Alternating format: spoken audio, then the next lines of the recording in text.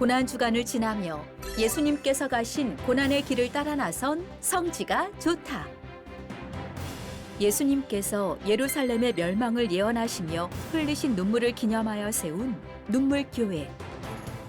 예수님께서 땀방울이 핏방울이 될 때까지 기도하신 곳 겟세마네 교회.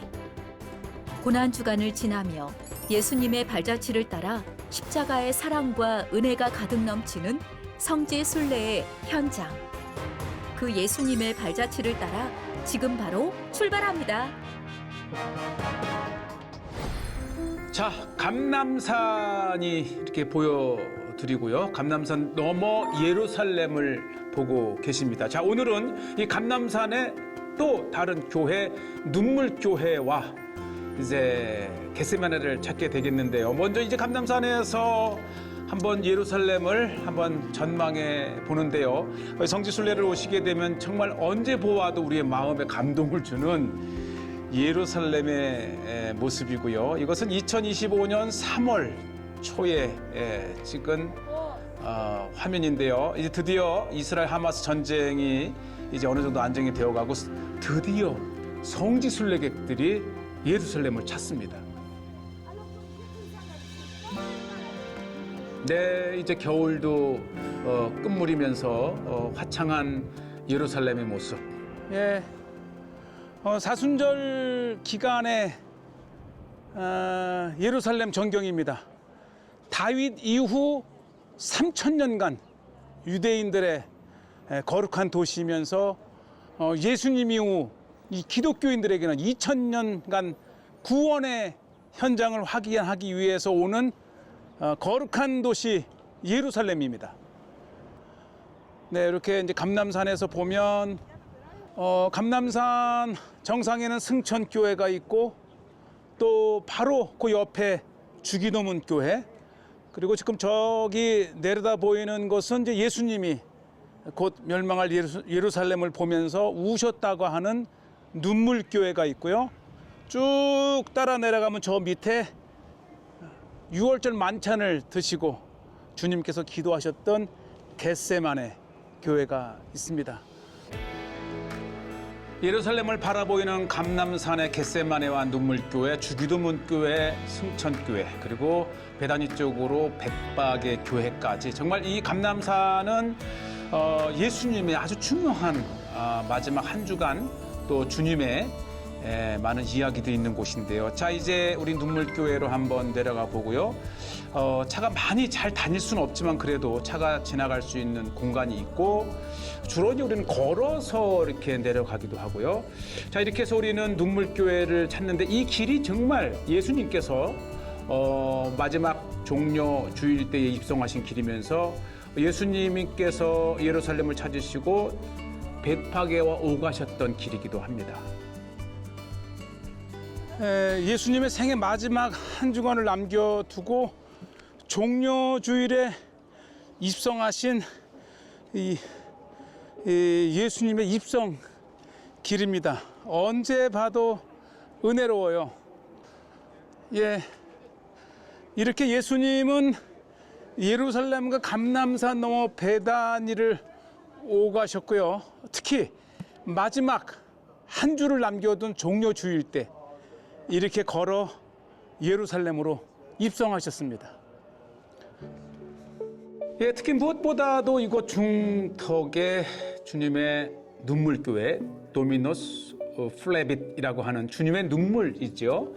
예루살렘을 바라보시면서 이렇게 애통해 하셨던 예루살렘을 보면서 눈물을 흘리셨던 교회. 도미노스 플레빗, 즉 주님의 눈물이라는 라틴어죠. 예수님께서 감람산에서 예루살렘을 바라보시면서 우셨다고 하는 곳에 세워진 주님 눈물교회. 네, 교회 오른쪽에는 납골당도 있고, 눈물교회를 이렇게 걸으면서 보면 이 왼쪽에 이렇게 탁 트인 예루살렘의 전경을 보시면서 이동하실 수가 있어요. 그렇죠. 예루살렘 이 성지순례 시에 정말 이 감람산의 교회들을 방문하며 보여지는 풍경들, 너무나도 은혜로운 순례길에 방문하는 눈물교회를 이렇게 방문해 보고 있습니다.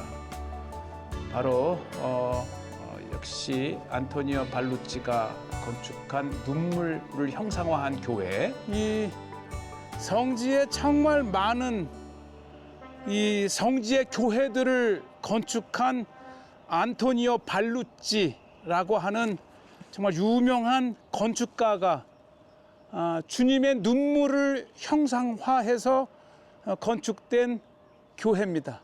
아주 독특한 건물이면서 네 귀퉁이에 눈물병을 이렇게 세워놓았고 마치 눈물이 흐르는 듯한 그러한 이미지를 연상케 하는 정말 은혜로운 교회가 바로 주님 눈물교회입니다.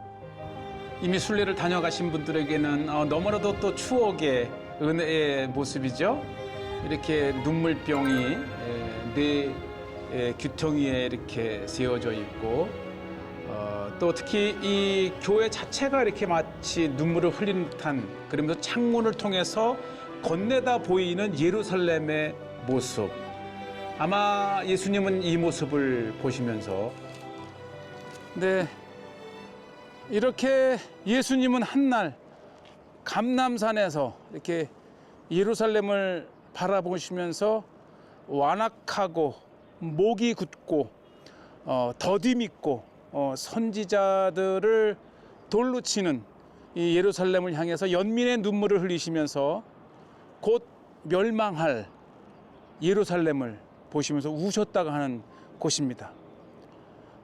그리고 예수님의 눈물대로 로마 시대 때 돌 하나 돌 위에 남기지 아니하고 이렇게 멸망한 예루살렘을 결국은 역사적으로 맞이합니다. 네, 자 보시지요. 정말 눈물교회에서 또 건네다 보이는 예루살렘의 모습. 누가복음 19장 41절에 보면은 가까이 오사 성을 보시고 우시며 이르시되 너도 오늘 평화에 관한 일을 알았더라면 좋을 뻔하였거니와 지금은 내 눈에 숨겨졌도다. 예, 가까이 오사 성을 보시고 우시며, 네, 가까이 오사 성을 보시고 우시며 이렇게 예수님의 눈물을 기념한 장소에 교회가 세워져 있습니다. 자 보시지요, 우리 좀 은혜로운 눈물교회. 또 우리가 성지순례의 감람산에서 가장 인상적인 교회 중에 하나가 또 이 눈물교회이고요. 특히 교회 안으로 들어가게 되면은 교회의 내부에서 건네다 보이는 예루살렘의 모습도 정말 우리의 마음을 감동을 줍니다. 아주 이 안에 들어오면 겉에서 보는 것도 은혜롭지만 안에서도 이렇게 정말 황금의 하늘을 천국을 상징하면서 이렇게 주님의 눈물을 형상화한 건물, 그리고 이제 낙이 타고 입성하시는 예수님의 종려주일 입성 모습, 또 이렇게 변형되시는 모습, 제자들과 함께 감람산을 오는 모습, 4개의 성화가 그려져 있고, 무엇보다도 하이라이트는 이 교회 안에서 이렇게 정면으로 보면 십자가 뒤로 예수님의 무덤이 이렇게 정면에 정확하게 정조준해서 볼 수 있는 구조로 건축이 되어 있습니다. 네, 참 이곳에 서면 누구에게나 감동을 주는 성지의 모습입니다. 눈물을 흘리시면서 애통하셨고, 또 이제 암탉이 병아리를 품듯 그렇게 품으려고 했지만 선지자들을 돌로 치며 완악했던 예루살렘을 보시면서 우셨던 교회가 바로 이 눈물교회이고요. 역시 눈물교회의 창문 뒤쪽으로도 이렇게 제단이 동쪽을 향해서 나여 있고, 또 이곳에는 이제 이렇게 예배터와 함께 예배 처소와 함께 이렇게 십자가의 대리석 문양도 이렇게 되어 있고 바닥은 이제 아름다운 모자이크로 마치 카페트가 깔려 있듯 한때 수놓았던 원래의 모습을 이렇게 우리가 추측을 해서 볼 수가 있고요. 근데 특히 이곳 밖으로 나오면 작은 예배처 정말 은혜롭습니다. 이곳에서 주일 예배를 드렸던 또 추억이 이렇게 있는데 이곳에서 예루살렘을 보면서 이 관리인에게 양해를 구하고 잠시 예배를 드릴 수도 있는 그런 곳이 있기 때문에 사실 우리가 이 순례라고 하는 것 자체가 가는 곳마다 곳곳에서 기도하고 예배하는 것 아니겠습니까? 이렇게 성지에 오시면 여러 말씀의 현장에서 우리가 마음껏 예배할 수 있다는 것 너무나도 감사합니다. 또 너무나도 우리가 찬양을 드릴 수 있는 곳. 밖에서 보는 창문에 보면 이렇게 눈물이 흐르는 듯한 또 이렇게 건축이 되어 있는 것을 보실 수가 있죠. 참 감사하고 은혜로운 성지의 모습들을 이렇게 성지가조터를 통해서 마음껏 우리 시청자 여러분들께 보여드리고 있습니다. 예, 정원에는 예수님의 가시면류관을 만들었던 그것과 같은 가시나무가 있어서 특히 고난주간에 예수님의 고난을 묵상해 볼 수가 있습니다. 자, 눈물교회에서 보는 예루살렘과 특히 이 감람산 사이에 기드론 골짜기도 있고요. 그곳에는 예배를 드릴 수 있는 처소가 여러 곳에서 만들어져 있고 이미 3월인데 푸르른 이제 풀과 꽃들이 피어나는 예루살렘의 정원의 모습. 예, 이렇게 오렌지도 자라고 있고요. 이미 이렇게 정원에는 봄에 피는 많은 꽃들이 피어 있습니다. 그 중에는 노란 꽃, 파란 꽃, 특히 이 아네모네까지도 이렇게 피어 있어서 성지에서 보는 꽃이기 때문에 더욱 특별한 그리고 들에 핀 백합화를 보라 말씀하셨던 예수님의 그 말씀을 떠올릴 수가 있어요. 자, 이제 눈물교회를 나와서 한번 좀 더 아래로 내려가 봅니다. 아래에 겟세마네 교회. 네, 특히 겟세마네는 예수님께서 유월절 만찬을 드시고 이곳 감람산에 오셔서 기도하셨던 장소잖아요. 곧 십자가를 지실 것을 이렇게 눈앞에 두고 찾으셨던 곳이기에 더욱 예수님의 애절한 마음을 느낄 수 있는 곳이에요. 네, 갓 쉐멘, 기름 짜는 틀이라고 하는 겟세마네죠. 예수님이 유월절 만찬 드시고 기도하시다가 체포된 장소임을 말했어요. 가롯 유다의 배반으로 예수님이 곧 체포되셨던 곳. 올리브 나무 옆에 저 꽃 핀 거 봐요. 이쁘네. 예, 겟세마네는 이 정원이 되게 유명하고요. 왜냐하면 정말 오래된 올리브 나무가 심겨져 있잖아요. 특히 이곳에는 뭐 수백 년, 그리고 가장 오래된 것은 이 교회에서는 뭐 예수님 시대 때의 올리브 나무라고 또 주장을 합니다. 이 겟세마네 교회 정원은 아주 오래된 올리브 나무가 있는 것으로 유명합니다. 이 갓 쉐멘, 즉 이 올리브 기름 짜는 틀이란 뜻이잖아요. 그래서 이 올리브산, 이 감람산 전체가 많은 올리브가 재배가 되니까 이 아래쪽에 기름 짜는 틀을 만들어서 기름을 짜는 그런 곳이죠. 정말 올리브 기름은 수천 년의 역사를 두고 이 성경의 땅에 아주 주요 농작물이지요.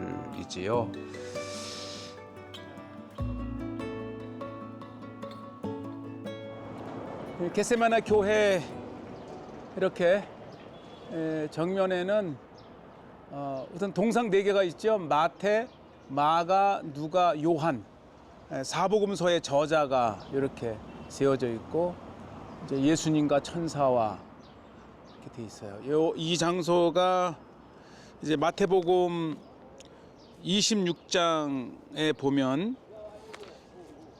예수님께서 이 겟세마네에서 기도하시는 장면이 나오는데 마태복음 26장 36절에 보면 이에 예수께서 제자들과 함께 겟세마네라 하는 곳에 이르러 제자들에게 이르시되 내가 저기 가서 기도할 동안 너희는 여기 앉아 있으라 하시고, 즉 유월절 만찬 후에 예수님께서 이곳 겟세마네에서 기도를 하십니다. 그리고 이 기도할 때에 이 유다가 예수님을 팔아 넘기죠. 마태복음 26장 47절 말씀하실 때에 12 중의 하나인 유다가 왔는데 대제사장들과 백성의 장로들에게 파송된 큰 무리가 칼과 몽치를 가지고 그와 함께 하였더라. 이렇게 해서 겟세마네에서 기도하실 때에 예수님이 역시 이곳에서 잡히셔서 이제 재판을 받으시고 사형 언도까지 받으십니다. 겟세마네 교회 한번 들어가 보겠습니다. 네, 우리가 유월절이 되면 특히 고난주간에 이곳에서 기도하다 잡히신 예수님, 그 밤으로 대제사장과 빌라도에게 재판을 받으신 후에 사형언도 후 십자가를 지고 골고다로 오르셨던, 정말 고난주간에 가장 우리의 관심이 있는 은혜로운, 그러면서 주님의 고난을 깊이 묵상해 볼 수 있는 시간과 장소들을 보냅니다. 이곳에서 잡히신 예수님, 아마 가장 큰 사건 중에 하나이죠. 그래서 굉장히 교회가 웅장하고 겟세마네 교회답게 이렇게 입구에는 이렇게 청동으로 올리브 나무를 아주 이렇게 작품성 있게 조각을 했습니다. 네, 올리브 나무를 형상화한 이 조각이 입구를 이렇게 장식을 해놨고요. 교회 안 자체가 웅장함과 경건함. 사실 예수님께서 땀방울이 핏방울이 되기까지 기도하셨던 고뇌의 장소이잖아요. 그래서 슬픔의 장소이기도 하고 늘 이렇게 경건하게 묵상하면서 다녀가는 성지입니다. 이 이스라엘 전쟁 이후 순례가 본격화되기 전이기 때문에 이렇게 정말 은혜로운 현장을 우리 시청자 여러분들께 보여드립니다.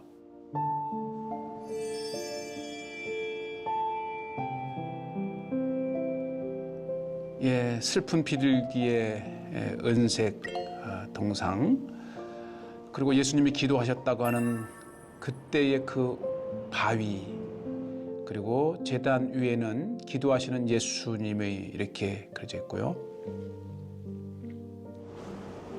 고뇌에 찬 기도를 들으시는 예수님, 그리고 오른쪽 올리브 나무 밑에 세 제자가 졸고 있는 세밀한 부분까지 저렇게 그려 놓았습니다.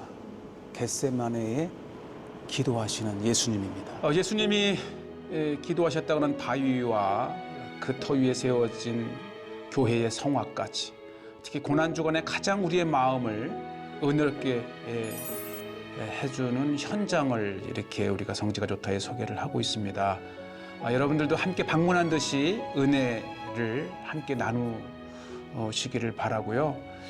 예, 수시로 많은 순례객들이 이렇게 찾아와서 예수님의 십자가의 달리심, 그리고 우리를 위해 피 흘리심, 그리고 죽음으로 우리의 죄를 사해 주신 예수님. 오늘도 우리는 이 성경의 땅을 늘 생각하면서 우리를 위해 이 땅에 오신 예수 그리스도와 구원을 이루시기 위해서 죄 없으신 예수님이 십자가에 달리신 그 주님의 죽으심을 깊이 묵상을 합니다. 예, 정면에 이렇게 예수님의 기도하시는 모습, 그 다음에 왼쪽에는 이렇게 제자들과 함께 겟세마네를 찾으신 예수님의 모습, 그리고 이분 맞춤으로 예수님을 팔아 넘기는 유다의 모습이 있고요. 그리고 다시 이제 오른쪽에 또 회랑 쪽에 이렇게 예수님 모습이 있습니다. 어쨌든 예수님은 이 6월절 기도를 마지막으로 체포되셔서 결국은 이제 골고다에 달려 돌아가시기까지의 모든 고난 주간의 마지막 시간들을 같이 보내고 있습니다. 자, 이렇게 우리가 이제 교회를 나오면 그 정원에 정말 이렇게 건네다 보이는 예루살렘을 보시면서 정원에 있는 올리브나무까지 보시는데 보시죠. 정면에는 이렇게 사복음서의 저자들의 동상과 함께 성화가 있고요. 어떻게 이 올리브 나무가 이렇게도 오래 살아남을 수 있을까? 정말 신기합니다. 이 교회에서는 이 나무가 예수님 시대 때에 2000년 된 거라고 이야기를 하지요. 정말 오래된 나무, 그러면서도 여전히 푸르른 열매를 내고 있는 나무이고요. 정말 올리브 나무는 성지의 나무입니다. 자, 그리고 나오다가 보시면 아주 은혜로운 우리의 발길을 멈추게 하는 동상이 있습니다. 어떻게 이렇게 은혜롭게 만들었을까요? 보기만 해도 정말 기도하고픈 마음이 들고 고뇌에 찬 예수님을 이해할 수 있을 것 같아요. 마태복음 26장 37절, 베드로와 세베대의 두 아들을 데리고 가실새 고민하고 슬퍼하사 이에 말씀하시되 내 마음이 매우 고민하여 죽게 되었으니 너희는 여기 머물러 나와 함께 깨어 있으라 하시고 조금 나아가서 얼굴을 땅에 대시고 엎드려 기도하여 이르시되 내 아버지여 만일 할만 하시거든 이 잔을 내게서 지나가게 하옵소서. 그러나 나의 원대로 마옵시고 아버지의 원대로 하옵소서. 정말 인류의 구원을 위해서 죄 없으신 예수님이 친히 잡히시고 십자가에 달려 돌아가신 그 예수님의 사랑을 느낄 수 있는 곳입니다. 특히 이제 고난 주간에 또 사순절 기간 동안에 이 모습을 본다면 더욱 우리의 마음이 주님을 향해서 간절해질 수밖에 없고요. 근데 이 겟세마네의 정말 오래된 올리브 나무를 보시면서 이곳에서 기도하셨을 예수님을 깊이 묵상해 보는 시간이 되기를 바라고요. 자, 오늘 우리는 계속해서 예수님의 예루살렘, 그리고 예수님의 갈릴리를 계속해서 소개해 드리고요. 자, 오른쪽에 예루살렘과 그다음에 왼쪽에 감람산, 그리고 그 사이에 흐르는 기도론 골짜기를 보십니다.